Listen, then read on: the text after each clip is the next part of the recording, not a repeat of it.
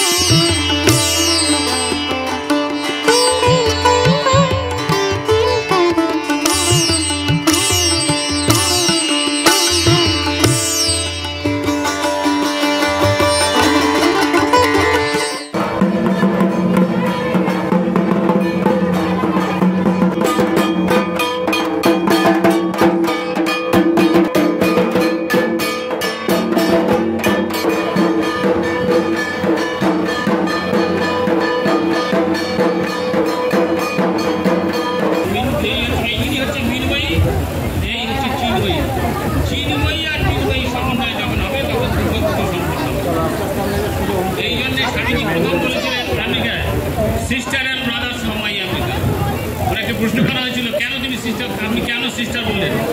উনি বলছেন আমাদের দেবীকে আমরা মেয়েদের পুজো করি। পৃথিবীর যত ধর্ম আছে মেয়েদের ভোগের পাত্র থাকে, একটা হিন্দুরাই প্রথম মেয়েদের পুজো করে। তন্ন দুর্গী প্রচুদয়া, এদের কি দরকার যুক্তিতে বোঝাতে হবে? তখন উনি বললেন সত্য জানে, বলে হ্যাঁ সত্য কিন্তু এক, তার প্রতিবাদ হয়, প্রত্যেকের প্রতিবাদ হয় সত্যের।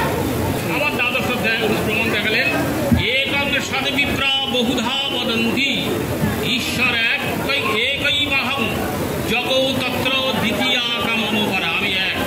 উনি সমস্ত লক্ষ্মী কালী দুর্গা সব এক হয়ে গেলেন। জীবন্ত মহিলাকে পুজো করার জন্যে উনি কাশ্মীরে গিয়ে মুসলিম মহিলাকে প্রথম কুমারী পুজো আরম্ভ করেন, যেটা 5 আরম্ভ করেছিলেন। এই জন্যে হিন্দু ধর্ম শ্রেষ্ঠ।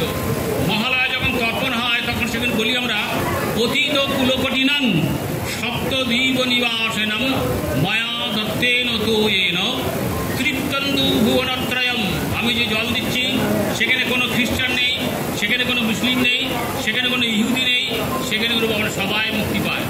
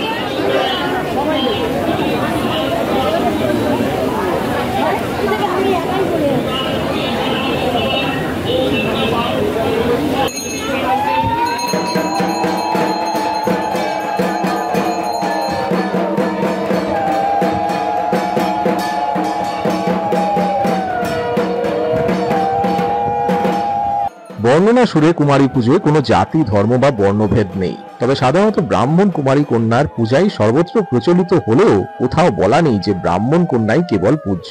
এক্ষেত্রে 1 থেকে 16 বয়স বয়সী যে কোনো কুমারী মেয়ের পুজো করা যায়। বয়সের ক্রমানুসারে পূজাকালে এই সকল কুমারীদের বিভিন্ন নামে অভিহিত করা হয়। 1 বছরের কন্যা যেমন সন্ধ্যা, 2 বছরের কন্যা সরস্বতী, 3 বছরের ত্রিধামূর্তি, 4 বছরের কালিকা, 5 বছরের শুভগা, 6 বছরের উমা, 7 বছরের মালিনী, 8 বছরের কুব্জিকা, 9 বছরের কাল সন্দর্ভা, 10 বছরের অপরাজিতা, 11 বছরের রুদ্রাণী, 12 বছরের ভৈরবী, 13 বছরের মহালক্ষ্মী, 14 বছরের পিন্নাজিকা, 15 বছরের ক্ষেত্রজ্ঞা এবং 16 বছরের অন্নদা কিংবা অম্বিকা। এই কুমারী পুজোর প্রচলন এখন অনেক কম জায়গায় দেখা যায়। সেরকম একটি জায়গা যেখানে খুব সুন্দরভাবে এই কুমারী পুজো প্রত্যেক বছর আয়োজন করা হয়, সেটি হচ্ছে আমাদের গড়িয়ার মিতালি সংঘ অর্থাৎ গড়িয়া নবদুর্গা। এবারের কুমারী পুজোর কিছু ঝলক আপনাদের জন্য ডিজাইনার রিটসে তুলে ধরলাম।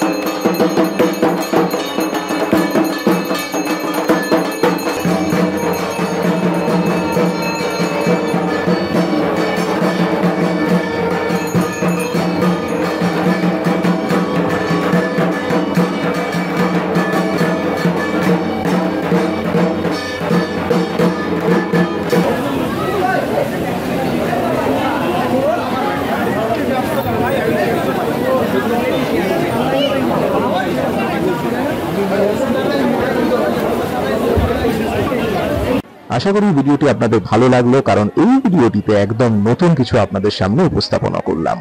এরকমই আরো অনেক ভিডিও আছে আমার চ্যানেল ডিজাইনার রিডসে, তাই চ্যানেলটি একটু সময় নিয়ে স্ক্রল ডাউন করবেন আর অবশ্যই আমাকে জানাবেন কমেন্টে যে কেমন হচ্ছে, আরো কেমন করতে হবে সবকিছু জানাবেন। আর অবশ্যই আমাকে ইনস্টাগ্রামে যোগাযোগ করবেন। আর চ্যানেলটি সাবস্ক্রাইব করতে ভুলবেন না, শেয়ার করতে ভুলবেন না আপনার বন্ধু বান্ধব রিলেটিভ সবার সাথে। এরকম আরো অনেক সুন্দর সুন্দর ভিডিও, সুন্দর সুন্দর থিম, দারুণ দারুণ আইডিয়াস নিয়ে আসবো আপনাদের সামনে। তাই অবশ্যই দেখতে থাকুন, চোখ রাখুন আমার চ্যানেল ডিজাইনার রিডসে। ভালো থাকবেন, সুস্থ থাকবেন।